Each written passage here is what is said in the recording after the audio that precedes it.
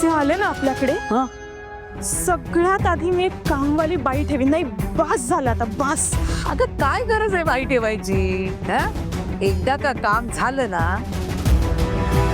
आपली हक्काची आहे ना कामवाली घरात.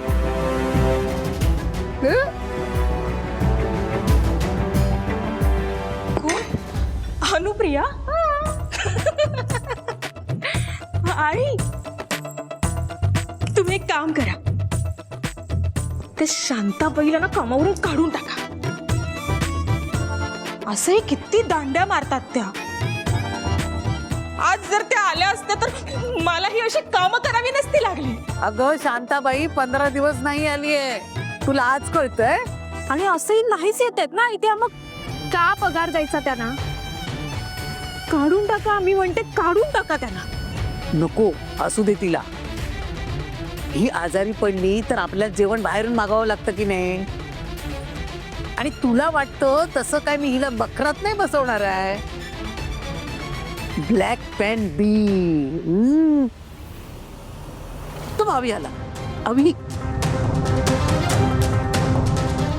अवी अवी अरे काय झालं रे? गेलं बाप त्याने. काय झालं? कसलं काय? तिचा बाप एक नंबरचा हेकट आहे माहितीये. माझा अपमान केला आणि घरातून पण हाकलून दिलं मला. आता सांग ना, मी अजून काय करायला पाहिजे? सगळं विसरून त्यांची माफी मागायला गेलो होतो ना मी, पण नाही. काय माणूस आहे तो? अरे जावयाशी कसं वागायचं एवढं सुद्धा कळत नाही त्याला. जावयाशी प्रेमाने वागायचं असतं, अदबीने बोलायचं असतं. यांच्या घराण्यातलं ना रीतभातच नाही. मी सकाळपासून इतकी मरमर केली. भाऊजी, ते सगळंच फुकट गेलं का? तुझं मरू दे ग. या महाराणीची उठबस केली. अभि तिला फिरायला घेऊन गेला, आईस्क्रीम खायला घातलं, ते सगळं फुकट गेलं. तुला त्याने हाकलून दिलं, मग त्या टेंडर बेंडर काय पास केलं नसणार. सगळं त्या गोखल्याच्याच हातात आहे ना. काय गे बघतेस काय अशी? तुझ्या बापाला फक्त एक सही करायची होती, ती सुद्धा केली नाही. मुद्दाम मुद्दाम केलं त्यांनी सगळं. अगं कुठल्या जन्माचा बदला घेतोय ग तुझा बाप?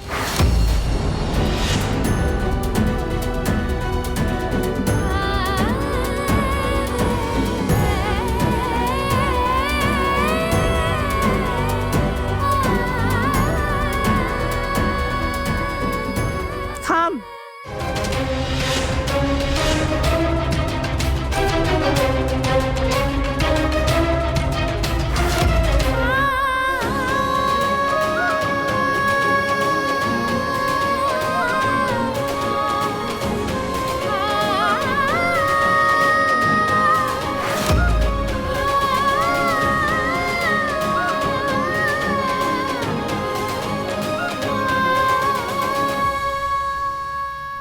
तिच्या समोर हे सगळं बोलायची काय गरज होती? काय सांगितलं सगळं? काय चुकीचं बोलले मी?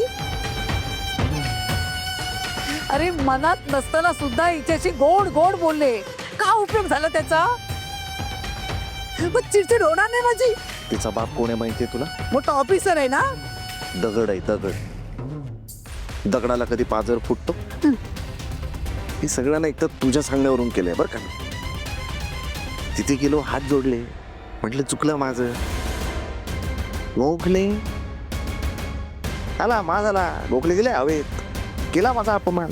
का असा अपमान केला त्यांचा? मग काय आरती ओवायची होती त्यांची. माफी मागायला आले होते ना ते तुमची. 10 वेळा हात जोडून सॉरी म्हणाले ते तुम्हाला. काही सॉरी बिरी म्हणायला आला नव्हता तो. मोठं टेंडर पास करून घ्यायचं होतं त्याला. काही काय बोलताय हो? टेंडर पास झालं नाही तरी चालणार आहे असं म्हणाले ना ते. तू खूप भोळी आहेस. त्यांचे खायचे दात वेगळे आणि दाखवायचे दात वेगळे. तुला नाही कळणार त्यांची नाटकं. एक नंबरचा डॅमेज माणूस आहे तो. माफी मागायला आला होता म्हणे. अरे इतकाच पश्चाताप होत होता तर इतकी वर्ष कुठे होता हा? इतक्या वर्षात का नाही आला माफी मागायला? जाता जाता कशी गरळ